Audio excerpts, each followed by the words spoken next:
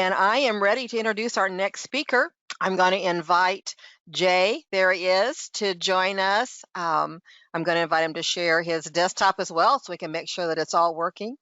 He is going to take us on a hike. Jay, who is the master of Hike the Mountain, is going to inspire us today.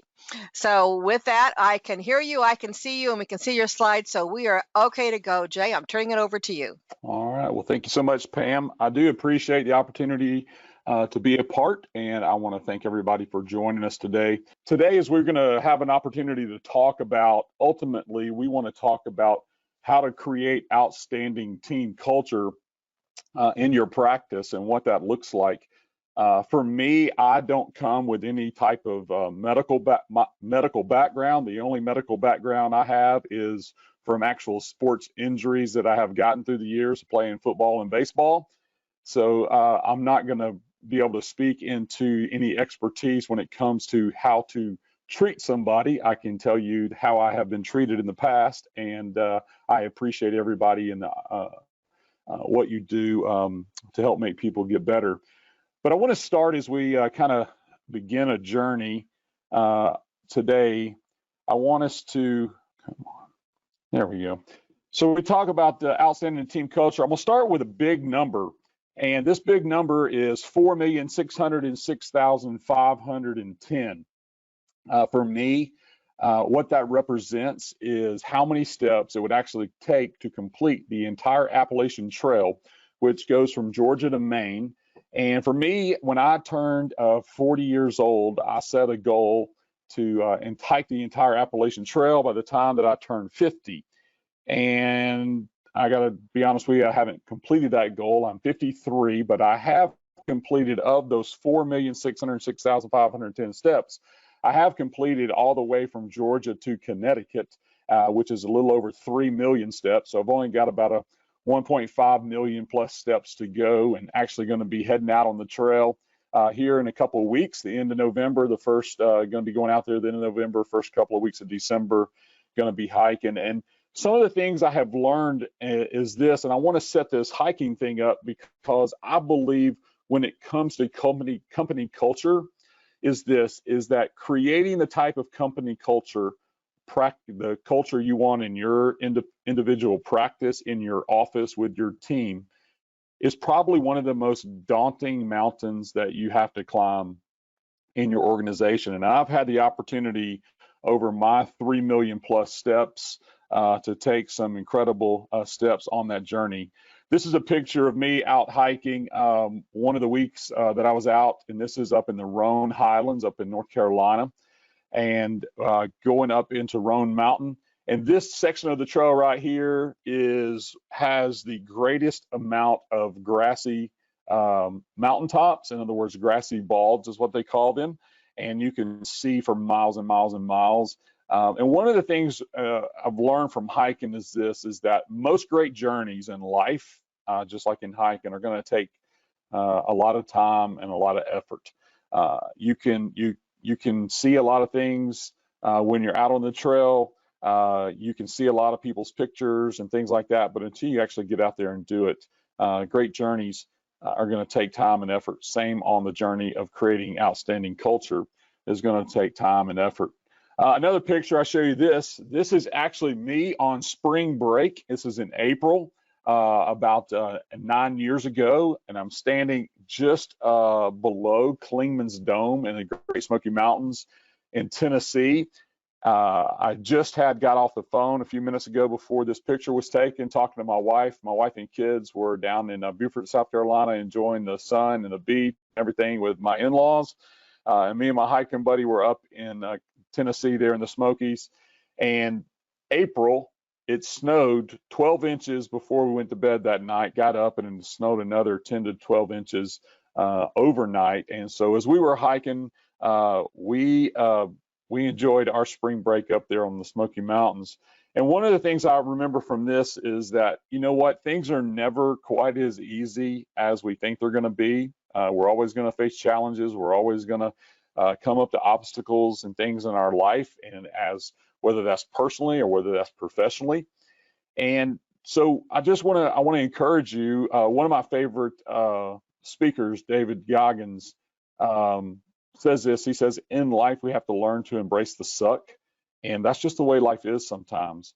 And so, you know what? One day you may find yourself spring breaking on top of Clingman's Dome in the Smoky Mountains in a couple of feet of snow, but you got to ultimately keep on going. Last picture I'll show you of hiking is me up. This is in Virginia at McAfee Knob, up in Catawba, Virginia. So on top of Catawba Mountain up in Virginia. The most photographed picture place on the Appalachian Trail is there at McAfee's Knob. Was there that day, and it happened to be overcast, so we couldn't see very, very far, but it was an incredible place to be. And here's what I just want to encourage you with as we kind of talk about hiking a little bit is that I just don't want you to give up, because in the end, the time and the effort that you put in to building the culture of your practice with all the people and all the different roles that people play, the time and effort that you put in, it's going to be worth it. You're going to see something incredible. And so if you want to take some notes, you can write a few things down today. And I want to start with this as we look at culture is I want us to get a working definition of culture. If you ask people, they probably have some different understandings of that. That's a word that we use. Could be the culture of our nation. It could be an individual's culture, how they were raised. It could be different things like that. But when we talk about culture and specifically how that relates to your practice, I want to use two kind of definitions, if you will. First of all, culture is defined as this: is what we believe. It's the beliefs. It's a set of workplace shared beliefs, specified values, defined expectation, and delineated actions that it says there. And Dr. Basil mentioned this in hers when she talked about authenticity, and she was talking about purpose. And that purpose is not just knowing your purpose and living your purpose, but in an organization, in a team, in a practice, in a group environment, it's being willing to live out the shared purpose or your purpose statement, your mission statement, the values that you have up on the wall, that kind of stuff, that you believe those things, that you believe those are going to be beliefs that you hold. That's one part of what culture is. The second part of that is then how we behave. Okay, if culture first is believed, the second is our behavior. And that is, it says there, the sum of all that we think, say, do as an organization as we work together toward a common vision. And so if you're going to look at your culture, my question to you is, your culture is this, is what do you say you believe and how do you behave? Because what I know is this is probably the greatest gap in any culture is between beliefs and behavior. We're really good at creating mission statements and purpose statements and getting those designed up and, wordsmithing those things and making them sound awesome and putting them up on plaques and posters and all of that, putting it on our notepads, putting it as on our social media and sharing that kind of stuff. But a belief that's not put into action is not really a belief at all, because we behave based on our beliefs. And so we have to learn when it comes to culture is how do we mind the gap? How do we bring belief and behavior together? So a couple of thoughts, couple of takeaways about culture when it comes to every organization is this. Takeaway number one is this, is that every organization has a culture and everyone in it contributes to it. It doesn't matter what role that you play in the practice. Owner, doctor, admin, whatever role that you play in the practice, is that culture, your organization has a culture, and every person in that culture contributes to it. I think about this when it comes to culture. For me, I think about the culture of, I live in a neighborhood. I live in Georgia. It's not quite as cold here today. We're going to be, I think, in about the 60s or something like that. But in our neighborhood that we live in, we have the neighborhood covenants and all that kind of stuff. But there is a culture that's created in the neighborhood and how people keep their yards and how people decorate for the different holidays and that kind of stuff. And what you find is that if you're in a neighborhood and people really keep their yards up nice, then that is a value, right? A belief. We want our yards to look good, and the behavior of people getting out there and doing it, those things begin to match. Think about this in high school. When I was back in high school long ago, I'm 53 now. I graduated back in 1986. Long time ago. I had no Google or internet back then and no cell phone. But when I think about culture in high school, you know what? Every school had a culture. And it was how we dressed. Now, I was back in the day where I don't know how many people on here are going to remember this, but we used to have these things called members only jackets, right? And they were the cool jackets, and they had the little strap or the little buckle thing on the shoulder, and it was really cool and all of that. And culture was this: hey, if you wanted to fit in and you wanted to be part of the group, you wore a members only jacket. Maybe it wasn't just that. There was also a time where, I don't know why I'm talking about jackets so much, but Levi jeans jackets were a big deal. And it needed to be Levi's, needed to have the little red tag on it. And everybody would take the sleeves of the blue jean jacket, roll it up twice, and that's how you would wear it. And that was kind of the culture that was set. Culture happens, like I said, in every organization. Another organization I work with, work a lot also in the financial world and in banking. One of the banks that I work with found is that our CEO there is an easygoing, down-to-earth kind of a guy, and he's not like the suit and tie individual. I've seen him many times show up to a board meeting dressed in camo, coming out of a turkey blind there to come to a board meeting. And that kind of helps set the whole culture of the way the bank is. And so again, every organization has a culture. Your practice has a culture, and everybody in the practice contributes to it. Another takeaway about culture is this: culture is created by design, I'd say on purpose or intentional, or it is created by default. By default. What I mean by this is that we either have to take ownership of the culture, or ultimately the culture is going to take ownership of us. We live nowadays in a society where everybody can point out what's going on, how something needs to be fixed, or this needs to be addressed, and that kind of stuff. But if we are not intentional about living out that culture, then ultimately it's hard for us to complain about the things that we don't pour into. Which takes us to the third takeaway is that we can't control what everyone else does, but we can control who we are and what we do in our culture. And this is where we're really going to get to the meat, I think, of what culture is this. And I want to focus on today is not what everybody else does, but who are you and what do you do in the culture of the practice that you work in, and how are you contributing to that? I wrote this down. I said, we live in a society where problems are someone else's responsibility. Planning is someone else's burden, and change is someone else's duty. But what I have found is that the someones never show up, right? We always expect somebody else is going to do it. Somebody else is going to take advantage of that or take responsibility for that. And whenever they show up, they can do that. At the end of the day, we have to own our culture. I said it earlier, if we don't own the culture is ultimately going to own us. And if we're not intentional about building the culture that we want, listen to me, this is what happens. If we are not intentional, but we let it happen by default, as I mentioned earlier, is that culture boils down to the lowest common denominator of everybody there in the organization.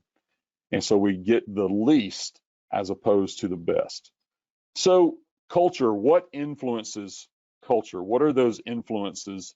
And one of the things I talk about today, I'm going to talk about one, but there are 5 main influences in culture. And if you're interested, I can meet up with you later and we can address some of these things when it comes to culture in your specific practice. Love to connect with you on that. But there's really kind of 5 big culture influences. The first one, Dr. Basil mentioned this, talking about trust, is that resolute trust. Being able to trust each other is very important. That is a great influence. Whether you have it or don't have trust, influences your culture. And then undivided teamwork, how we work as a team, or how we work in our silos and our different departments, or our different different organizations that we're in and stuff like that, that we can get siloed, and it can be more about, hey, how does this only affect me and my team, as opposed to how it affects everybody. But if we can have undivided or undivided teamwork, that will have an incredible influence on the culture that we find ourselves. Also, comprehensive communication. Now, this is one of those things I have found, you know what, it doesn't matter what type of organization. Drill it down to the most basic of relationships between two people. I'll use it as in a marriage. If communication is not happening, it doesn't work in a marriage, right? If my wife doesn't know the things that are important to me, the things that bug me, the things that I'm struggling with, the things that I find important, if she doesn't know that and I don't communicate those to her, or she doesn't do that vice versa with me, then it becomes conflict and strife and disunity with us. Expand that out to a big organization. Again, communication, keeping people in the loop. And when we do good communication, that communication is a great influence, which leads to that fourth one, which is authentic connection. Dr. Basil mentioned this a little bit when she was talking about compassion, and how we are, how we connect with people and that kind of stuff. And this comes not just in a working relationship, but how do we connect with people that we work with, and how do we connect with them at work and outside of work? What does that authentic communication look like? But the fifth one, which is where I really want to drill down on in the next couple of minutes, is that what influences culture probably the greatest is whether or not we take personal responsibility for it. Our personal responsibility, or our lack of personal responsibility, you know what happens? That causes culture to either rise or fall, depends on how everybody takes personal responsibility for it. So, great quote here from Ginger Hardage. She said this. She said, one of the biggest misconceptions that get in the way of healthy corporate cultures is the belief that culture is someone else's job. And so as we look at this and we think about it, I want us to step back, and right now for the rest of the time, it's not about thinking of what somebody else does. The question is who are you in the culture that you find yourself in? At work, at home, in society, who are you, and are you going to take responsibility for that? So a couple questions that we can ask of ourselves when it comes to taking personal responsibility, and these are kind of questions that are not quick to answer. The first one is this, am I expecting more out of others than I am of myself? Am I expecting more out of others than I am of myself? Let me go back to the definition of culture. Am I expecting other people to believe things I'm not willing to believe or ready to believe myself? Am I expecting other people to behave in a way that I'm not willing to behave myself? That right there is what it looks like not to take personal responsibility for the culture that we find ourselves. So instead of us sitting there going, I wish so-and-so would do this, or wish so-and-so would do that, this is the time to look in the mirror that, again, if people did what you did, said what you said, thought what you thought, would you say that would be a great example to follow? If the culture truly represented who you are and what you do, would you be okay with that culture? That's us beginning to take personal responsibility. And it's hard for us to expect things out of others more than we do out of ourselves, especially if we play a leadership role in that culture. Okay? Think about when you were a kid, and something would go on in the family, and you would ask a question as a son or as a daughter. You would ask a question, Mom, Dad, why do I have to do that? What was the least favorite answer that you got? Because I told you so. Oh my gosh, that was so frustrating back in the day. But again, I think too often as leaders, that's what we tell people, because I told you so, instead of because I showed you so. And that's what we need to do of expect. If we're going to expect something out of others, we've got to be willing first to expect that of ourselves. Second question that we ask is this, is what I need to change about myself before I try to change my culture? What do I need to change about myself? Now, go back to one of those takeaways is that I can't control others, but I can only control myself. Let me get a little personal here. So back during this whole pandemic and stuff, as working from home and all of that kind of stuff, what I found is that the more I was at home, the more I would eat, and the more I would eat, the more of Jay there was. And come June of this year, I looked in the mirror and I just didn't like what I saw. I was building too much culture in myself, and something had to change. So I decided it was June 21st. Nothing special about that day. It's just a day that I said, okay, I've had enough. June 21st of this year, I said, you know what? I'm going to set a goal for myself. I want to walk 10 miles every day. I want to walk 10 miles. And at the end of that, by the end of the year, I want to lose 50 pounds. Well, I started that day one, got out there. I got to be honest, first day I did not walk 10 miles. Day two, day three, I got more and more and more. And so here I am. It's November 13th now. And I have averaged not 10 miles, I've averaged 8.5 miles a day. I haven't lost 50 pounds, but I have lost 47 pounds. And you know what? I feel so much better. And when I tell people a story about my journey, right, of walking so many miles a day and losing weight and that kind of stuff, it sticks with people because I've taken the steps and I've lost the weight. It's hard for us to tell other people to change if we're not willing to change ourselves. One of my favorite quotes from a guy named John Wesley said this. He says, if you will light yourself on fire with passion, says, then people will come from miles around to watch you burn. Now, again, that's not, hey, a burnout kind of question. What John Wesley is saying with this is that if we'll sell out and be all in and all about what we're doing, and we light ourselves on fire with passion, people are attracted to that. When people see change in our life, they are attracted to that. And what I have found is this, to use John Wesley's quote there, when we set on ourselves on fire, what does a fire do? Right? It provides warmth, and it can provide warmth for other people. And what we'll find is this, is that when we begin to experience change in our life, it creates warmth, if you will, for other people and gives them confidence and courage to go out and make the necessary changes in their life. So I'm going to leave you with a few things of dealing with this, on some things that we can improve, some potential ways to improve that we can all begin to make these improvements. And I'm going to give them to you. They're in groups of, there's 3 groups of 2, so there's 6 of them. And they're simple, short statements, just 2 words, and it's be and then something. And so these are ways that we can start to make improvements in ourselves so that we can ultimately see improvements and change in our culture. I heard Andy Stanley say this one day. He said this, is that we have to take the values that are on the wall and we have to start living them out in the office halls. The values off the wall and start living them out in the hall. We've got to put them into practice. We've got to take our beliefs, and the beliefs have to lead to our behavior. So a couple of the improvements first is this, is just, hey, you know what? Maybe I need to be more accountable. Be accountable. Be accountable to our words and to our actions, right? Say what you're going to do and then do what you say. That's what it means to be accountable. Okay, maybe that is an area of improvement that you need to begin to address. Another is this, is that I want to be exceptional. I want to be exceptional at what I do and how I do it. Okay, I want to be the very best. So what does that mean? Maybe I need to read something. Maybe I need to listen to something. Maybe I need to go somewhere. Maybe I need to watch somebody. Maybe I need to ask somebody some questions. How am I going to get better? How am I going to grow in the process? So be accountable and be exceptional. The next 2 is this, is to be focused on why and what needs to be done.